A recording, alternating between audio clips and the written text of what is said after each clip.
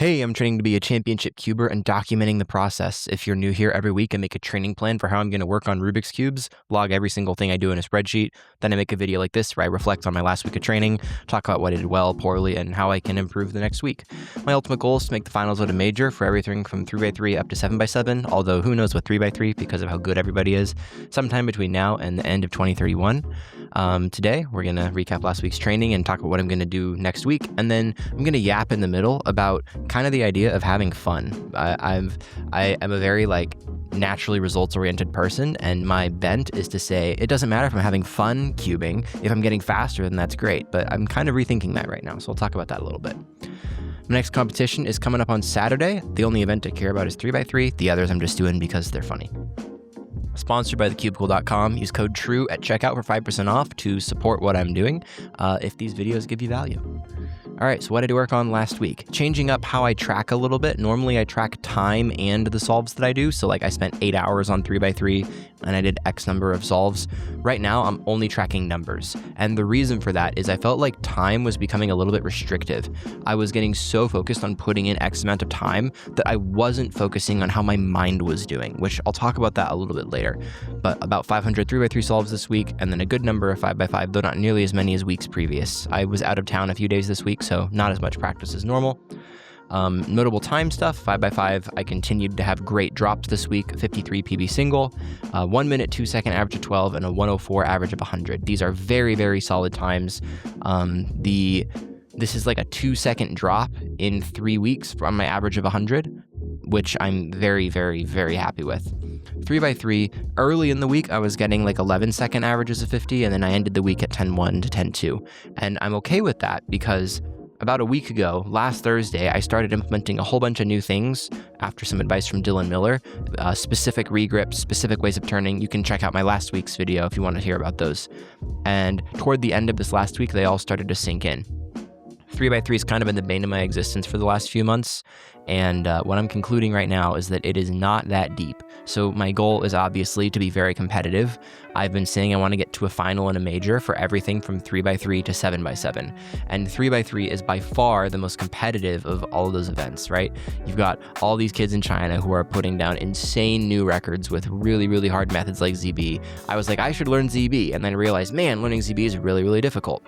I was like, okay, well, I should do 500 solves a day. And then I realized, man, that's really, really difficult.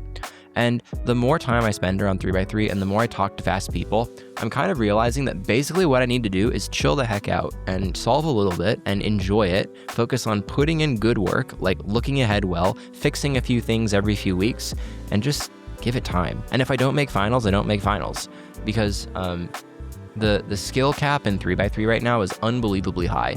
It's approaching the point where to be in the top, 15, 20 in the world, you have to have some certain level of genetic predisposition to be good at 3x3. And I don't think I have it based on the fact that I'm the same speed now that I was 3 months ago. I'm sure I'll improve down to sub 7 or so eventually, but I don't think it's a certainty that I get to 3x3 finals. So I just need to chill out and enjoy each day. There are a few, like I said, a few basic things that are required for good 3x3 practice. I need to do a few slow solves every day to make sure that I'm catching bad habits, training up my look ahead a little bit. And when I solve right now, I'm focused on quality look ahead, building the habit of not watching the thing I'm solving. I have that habit, but not fully. It needs to be a whole lot better than it is right now. And then the other one is good regrips. Again, I talked about this last week, but there are a lot of habitual regrips I've been making that are suboptimal. If I can focus on look ahead and regrips during my solves and use my inspection time all the way up until 12 seconds every solve, then I'm having a good practice session. As long as I do, 50, 70 solves like that every day, I'm going to improve if I give it a few weeks. I've just been killing myself because it's I'm not improving as fast as Yiheng did in his prime. I'm not going from 10 seconds to 6 seconds in 6 months. I'm not, something crazy like that. And that mindset has been really silly for me. I just need to give this quality work a few weeks. It'll be fine. Don't freak out. If I improve from 10.2 this week to, 9.8 in a month, I'm going to be so happy with that. I really shouldn't be comparing against anyone other than myself. If I don't make finals at a major, it is what it is. I have a lot more fun with 3x3 when I do it in little chunks of focus, and then I set it off to the side. So I'm going to try and follow what is enjoyable and what lets me do quality practice. I have now talked to several top people. Charlie Eggins, I interviewed a couple days ago, Madihiro Tuanaba, and both of them, who are extremely good at their respective events, said, I really don't practice longer than an hour at a time, sometimes 2. I just practice until my brain starts to get tired, then I stop and come back later. And the thing that makes me better is consistently doing that. So I need to stop trying to grind set myself to progress and just enjoy each session. Chill out, do a little bit of it. Don't freak out if I'm slowing down a little bit as I learn new things. Just trust the process, give it time. I'm experimenting with slow cubes now. So about 3 months ago, I tried really, really fast cubes. I used a Waylong V11 maglev ball core with very fast loops in it, and I learned how to turn fast. Now I'm trying an RS3 MV5 with Engstrom loops in it, and it's very, very, very slow. And I'm liking it a lot. I was using the GAN 16, maglev, max, etc., for about a week and a half, and I thought I liked it. It felt incredible. It was so satisfying to solve on. But I was averaging a full second slower.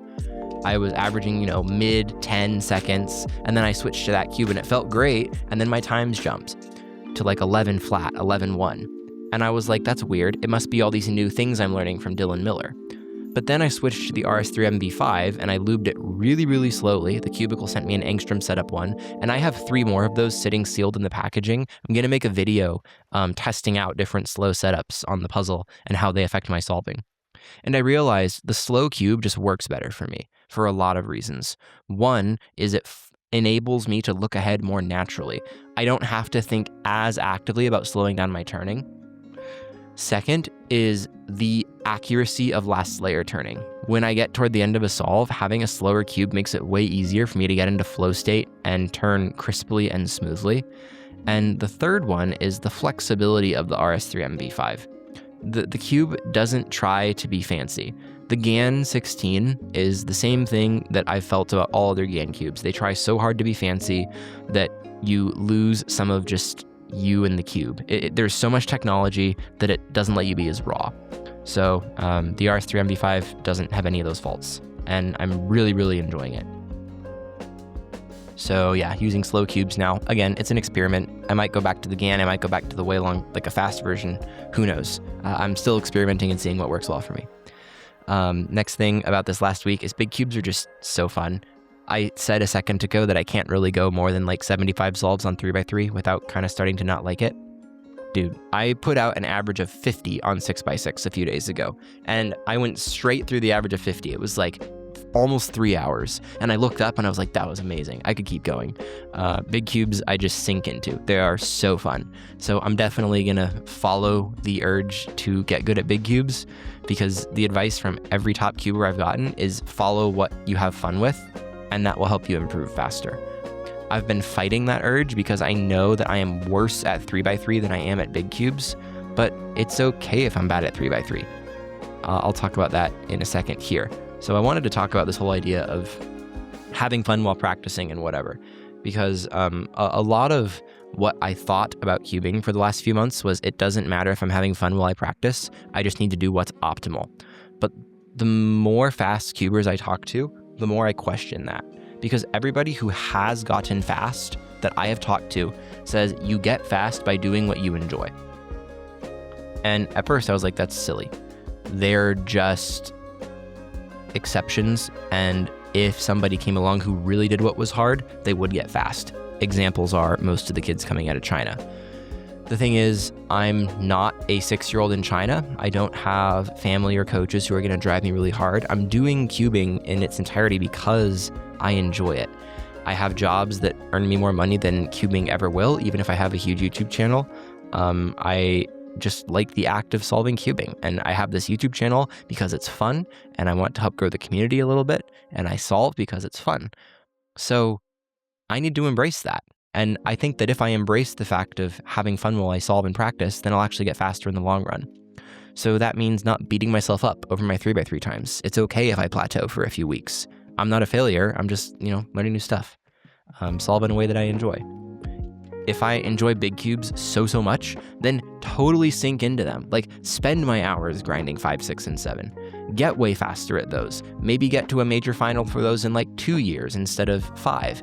Then if I check all those off the list, maybe I can try side events or blind events. I'm becoming way more open to just cubing as a hobby, like seriously as a hobby, but following the fun. Optimal practice, quote unquote, is only optimal if you do it. In fitness and dieting, something a lot of coaches tell you is optimal training is only optimal if you want to do it. The real optimal training is what you will stick with. And the way I've been training so far with 3x3, I won't stick with for much longer because I'm hating it.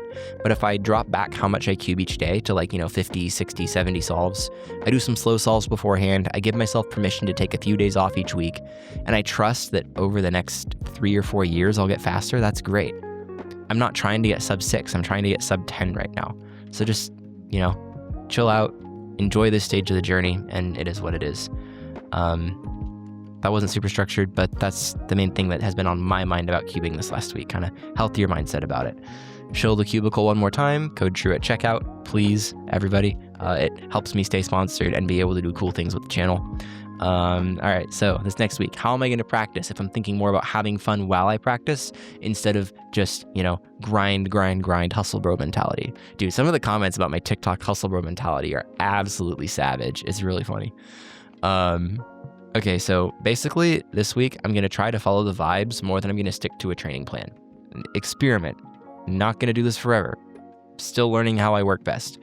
But this week, instead of literally tracking, I have a timer at my desk and I literally will click the timer every time I'm solving.